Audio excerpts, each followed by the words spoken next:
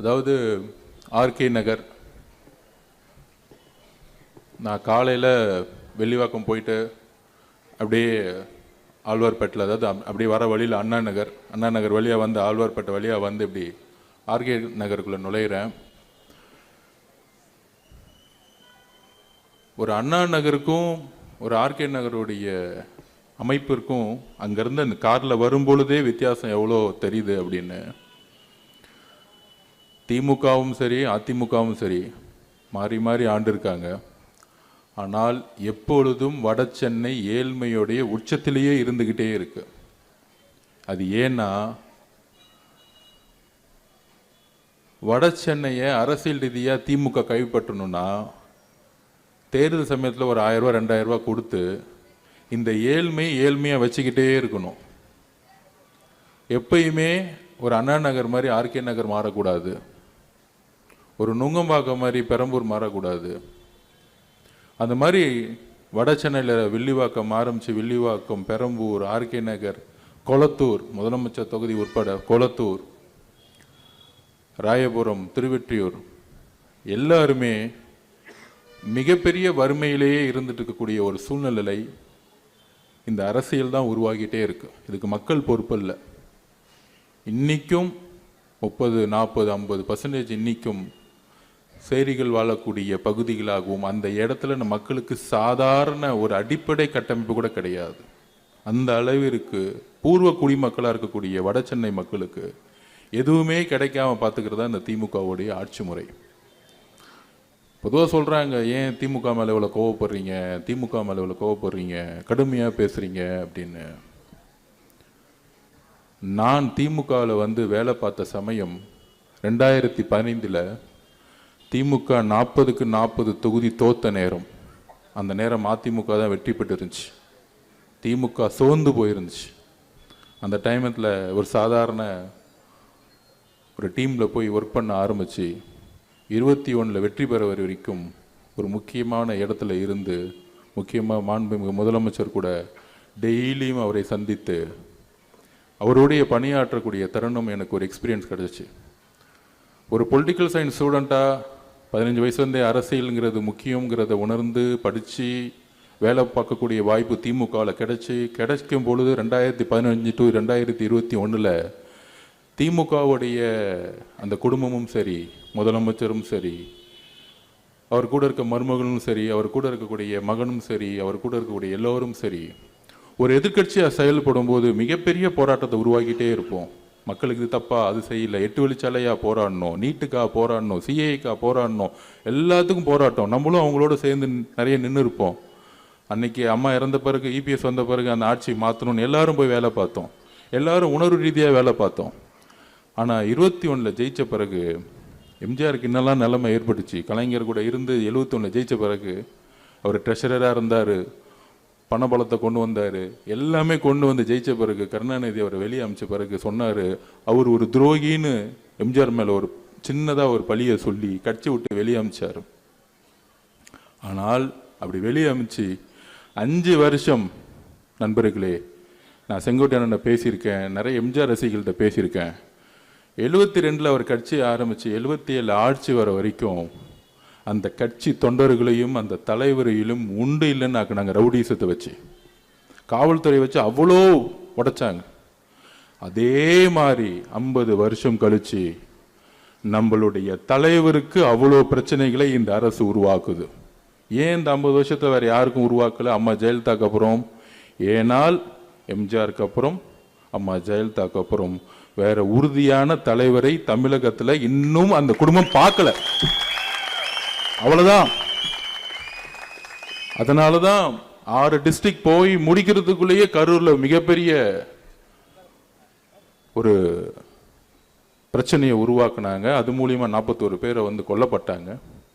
அதுக்கப்புறம் எஸ்ஓபி திருப்பி நான் பதிவு பண்றேன், எஸ்ஓபி போட்டு நம்ம தலைவர் முன்னாறு 38 டிஸ்ட்ரிக்ட் போயிட்டு வந்திருக்கணும். அதையெல்லாம் முடக்கி நிப்பாட்டினாங்க. இந்த எஸ்ஓபி வெளியே வரக்கூடாது, அவர் வெளியே வந்தால் 1 லட்சம் பேர் வந்தால் போலீஸ் பாதுகாப்பு கொடுக்க மாட்டோம், போலீஸ் பாதுகாப்பு கொடுக்கலன்னா மக்களுக்கு எதாவது ஆகட்டும், மக்களுக்கு எதாவது ஆன பிறகு அந்த கொலைப்பழியை நம்ம தலைவர் விஜய் அவர்கள் மேலே போடட்டும். இதுதான் அவங்களுடைய பிரச்சாரம் கடந்த 6 மாசமா. வேற எந்த பிரச்சாரமும் அவங்களுக்கு எடுபடலை. தனிப்பட்ட பிரச்சாரங்கள் எதுவுமே அடிப்படல. அப்ப ஏன் முடக்குறாங்க? ஏன்னா அவங்களுக்கு தெரியும் ஒவ்வொரு மாவட்டத்திலையும் ஒவ்வொரு சர்வே எடுக்கும் பொழுது நம்மளுடைய வளர்ச்சி எவ்வளோ, தலைவர் ஒவ்வொரு ஊருக்கு போயிட்டு வர்றதுக்குள்ள எவ்வளோ பெரிய வளர்ச்சின்னு அவங்களுக்கு தெரியும். அப்ப அந்த கடுமையான போலீஸை வச்சு, காவல்துறையை வச்சு, எந்த அளவிற்கு எந்த அமைச்சர்கள் நம்மளை பத்தி பேச மாட்டாங்க, முதலமைச்சர் பேச மாட்டாரு, துணை முதலமைச்சர் பேரை சொல்ல மாட்டாரு. இதுதான் அரசியல், மிகப்பெரிய அரசியல். ஏன்னா அவங்க கிட்ட கட்சி இல்லை, அவங்க கிட்ட கவர்மெண்ட் முன்னாடி இருக்கு. அந்த கவர்மெண்ட் இருக்கக்கூடிய அதிகாரிகள், கலெக்டர், ஐஏஎஸ், ஐபிஎஸ் எல்லாரும் அவங்களுக்காக பணியை செஞ்சு அவங்களுக்கு நமக்கு ஒரு லா, அவங்களுக்கு ஒரு லா, அப்படி கொண்டு ஒரு கட்டமைப்பை உருவாக்கி நம்மளை எல்லாம் ஓரம் தள்ளினாங்க. எந்த பிரச்சாரம் செய்ய முடியாதுன்னு. ஆனா அதெல்லாம் மீறி மீறி எங்கெல்லாம் பிரச்சாரம் செஞ்சோமோ அங்க மக்களுடைய ஆதரவு, உண்மையா சொல்றேன், எம்ஜிஆர் அவர்களுக்கு மிகப்பெரிய ஆதரவு வந்துச்சு. நான் திருப்பி திருப்பி சொல்றேன், யூடியூப்ல போய் திருவாரூர்ல போய் பாருங்க. ஒட்டுமொத்த திருவாரூர்ல தஞ்சாவூர் பெல்ட்டே அங்கதான் இருந்துச்சு திருவாரூர்ல. அதை பார்த்து அவங்க பயந்துட்டாங்க. சோ உடனே அந்த கரூருடைய இன்சிடென்ட்க்கு அப்புறம் நீங்க பார்த்திருப்பீங்க, ரீசெண்டா நம்ம மேல அதிமுக இவங்க எல்லாம் விமர்சனம் பண்ணிட்டு இருப்பாங்க.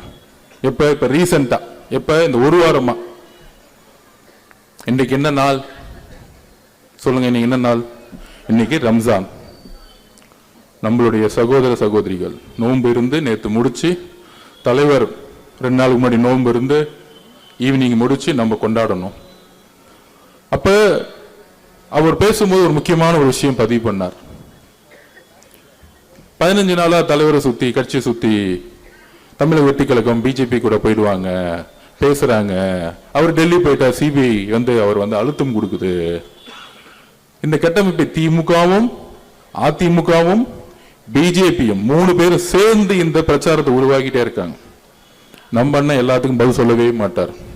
ஏன்னா யாரு மிரட்டுறாங்களோ ஒன்னே ஒண்ணு புரிஞ்சுக்குவாங்க, யாரு மிரட்டுறாங்களோ அவங்க தான் பயப்படுறாங்கன்னு அர்த்தம். யாரு அமைதியா இருக்காங்களோ அவன் தைரியமா இருக்கான்னு அர்த்தம்.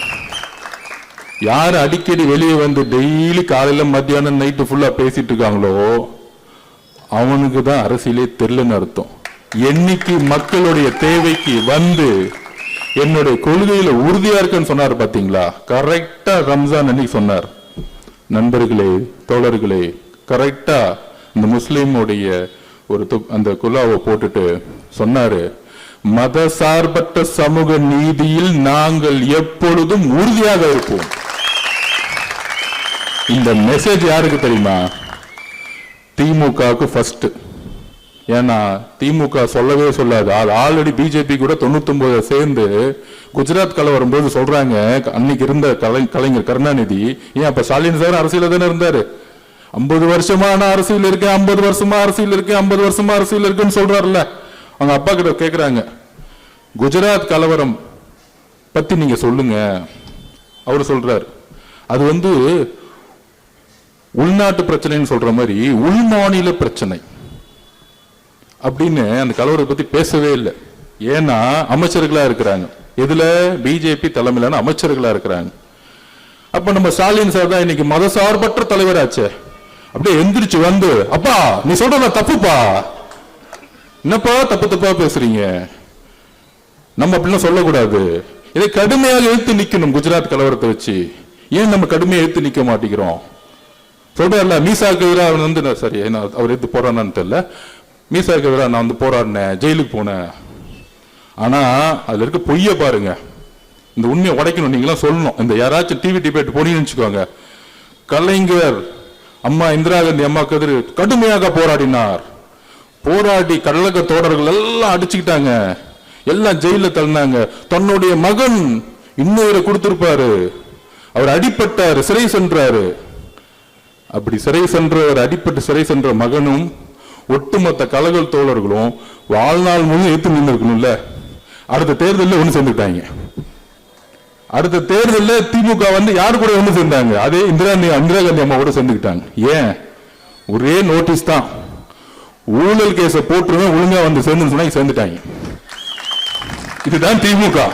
இந்த மிசாவை பத்தி பேசினாங்கன்னா இன்னுமேட்டு அது என்னங்க அடுத்த இப்ப உங்களே என் பையனை அடிச்சுட்டாங்க, அட்லீஸ்ட் ஒரு 10 வருஷம் என் பையனை அடிச்சுட்டியாடான்னு ஒன்று இருக்குல்ல, அடிச்சவங்க கூடவே சேர்ந்துட்டு இன்னைக்கு வரைக்கும் மிசா கதையை பேசிக்கிட்டு இருக்காங்க. அது என்ன அரசியல் இன்னைக்கு வரைக்கும் புரியல நமக்கு. இதுதான் சுயநல அரசியல், மக்களை ஏமாத்துற அரசியல், கொள்கையற்ற அரசியல். பணத்துக்காக அதிகாரம் கிடைச்சா எவன் கூட வேணா சேர்ந்துக்குவான் திமுக காரன். இதுதான் பிரச்சனை.